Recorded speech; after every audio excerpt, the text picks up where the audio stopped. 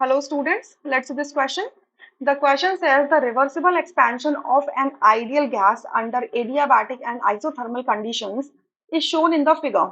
Which of the following statements is or are correct? आपको ये graph दे रखा है, पीवी ग्राफ दे रखा है.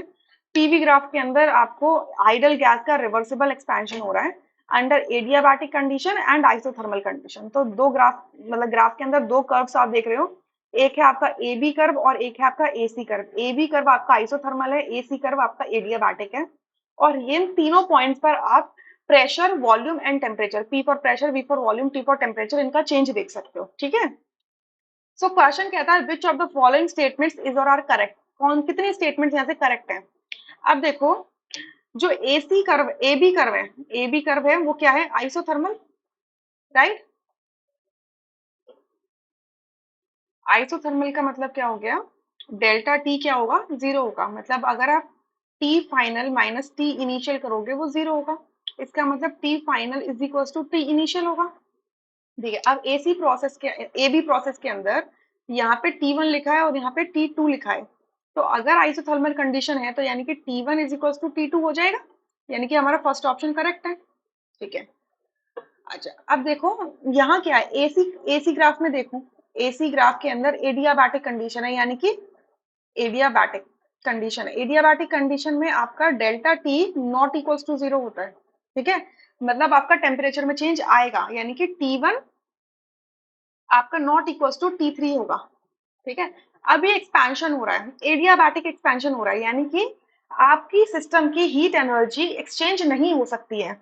यानी कि जो एक्सपेंशन का प्रोसेस है, हीट एनर्जी एक्सचेंज नहीं हो सकती. मतलब ना तो आप हीट प्रोवाइड करा सकते हो, ना सिस्टम सराउंडिंग को हीट लूज करेगी. बल्कि क्या होगी कि जो सिस्टम की जो हीट एनर्जी होगी वो किसी वर्क में इन्वॉल्व हो जाएगी. अब यहाँ पे एक्सपेंशन वर्क हो रहा है ना, रिवर्सिबल एक्सपेंशन वर्क हो रहा है. तो एडियाबैटिक प्रोसेस के अंदर जो सिस्टम है, वो सिस्टम की खुद की जो हीट एनर्जी है वो वर्क में कन्वर्ट हो जाएगी. ठीक है. यानी कि जो एक्सपेंशन का वर्क हो रहा है वो किस कॉस्ट पे हो रहा है, हीट एनर्जी के डिसअपियरेंस या लॉस के ऊपर हो रहा है. ठीक है. नॉट डिसअपियरेंस, उसके उसके हीट एनर्जी की कॉस्ट पे हो रहा है. हीट एनर्जी की मेजरमेंट हम टेम्परेचर से करते हैं. यानी कि अगर T1 इनिशियल टेम्परेचर है और T1 से टेम्परेचर T3 जा रहा है और एक्सपैंड हो रहा है, यानी कि टेम्परेचर क्या होगा, कम होगा, क्योंकि सिस्टम की हीट एनर्जी कन्वर्ट हो जाएगी किसमें, वर्क में कन्वर्ट हो जाएगी, एक्सपेंशन में कन्वर्ट हो जाएगी. सो T1 would be greater than T3 होगा. ठीक है. बट यहाँ पे क्या लिखा है, T3 ग्रेटर देन T1, यानी कि गलत हो जाता है. ठीक है. सेकेंड ऑप्शन कह रहे हैं, आप देखो वर्क को रिलेट कर रहे हैं आइसोथर्मल और एडियाबैटिक का. अब वर्क देखो, वर्क क्या होता है, area under the curve. Isothermal का जो वर्क है और एडियाबैटिक का जो वर्क है, इनके कर्व के अंडर का एरिया होगा. ठीक है. तो एडियाबैटिक का कर्व कौन सा होगा, एरिया क्या होगा, ये येलो वाला शेडेड रीजन होगा. ठीक है. और आइसोथर्मल का जो वर्क होगा टोटल, वो येलो रीजन प्लस ये व्हाइट रीजन होगा. सो हम क्या देख रहे हैं कि work, magnitude of work in isothermal is greater than magnitude of work in adiabatic. सही बात है, यानी कि बिल्कुल सही है.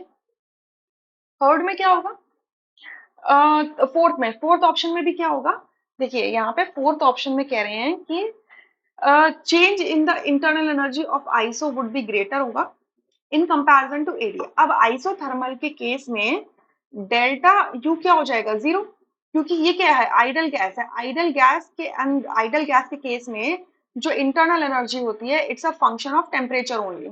सो अगर टेम्परेचर का चेंज जीरो है, यानी कि इंटरनल एनर्जी का चेंज जीरो होगा, राइट.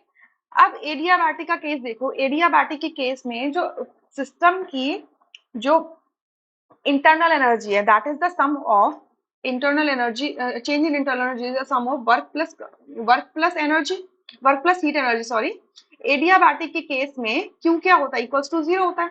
सो यानी कि delta U is equals to W हो जाएगा. ठीक है. यानी कि अब क्या देख रहे हो, आपने थर्ड रिलेशनशिप में क्या देखा कि आपका जो एडियाबैटिक में वर्क डन कम होता है. सो ऑब्वियस सी बात है, अगर एडियाबैटिक में वर्क डन कम होगा तो उसकी इंटरनल एनर्जी में चेंज क्या आएगा, कम आएगा. सो फोर्थ ऑप्शन बिल्कुल करेक्ट है. Clear.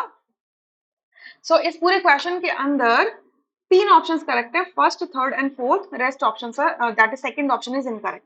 I hope you understood this question really very well. Thank you.